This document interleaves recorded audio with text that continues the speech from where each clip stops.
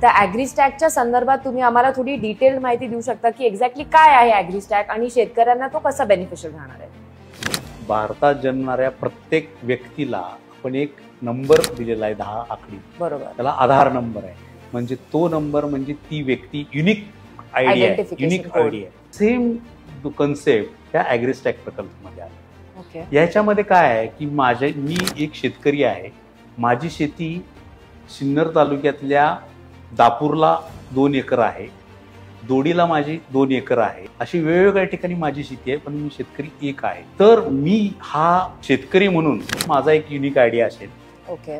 त्या युनिक आयडीला माझी जिथं जिथं शेती आहे त्या शेतीला पण मग एक आयडी देणार मी. Okay. Farmer ID, farm ID आणि मग त्याच्याही पुढे जाऊन मग असं आहे की हे जेव्हा मला तयार होईल त्यावेळेस मी शेतकऱ्यांना एक प्लॅटफॉर्म देणार. मला 7/12 घ्यायचा म्हटलं, ते ऑनलाईन उतारा काढायचं म्हटलं तर ते लवकर मिळत नाही.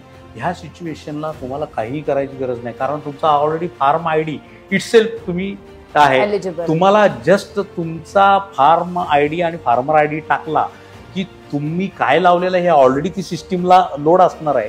तुम्ही कुठल्या फार्मवर आला ती फार्मही लोड असणार आहे. ते फार्म 2 एकराचा आहे की 20 एकराचा हे ऑलरेडी डिसाइडेड असणार आहे.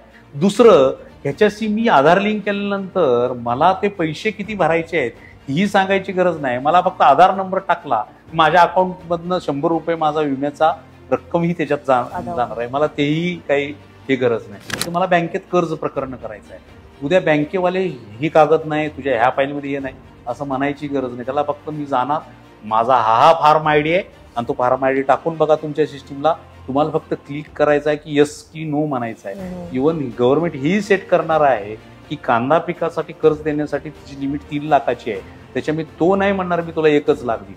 3 लाखाची लिमिट सेट आहे ना, आपोआप ते तुला एका क्लिकवर ते लोन तुझं मंजूर आहे. म्हणजे त्यालाही करायची गरज नाही. त्याला तो जमाना गेला की मी 7/12साठी कुठं तर सेतू केंद्रावर जा किंवा माझं पिकाची नोंद घेण्यासाठी तलाट्याच्या मागे जा. काय नथिंग टू डू विथ.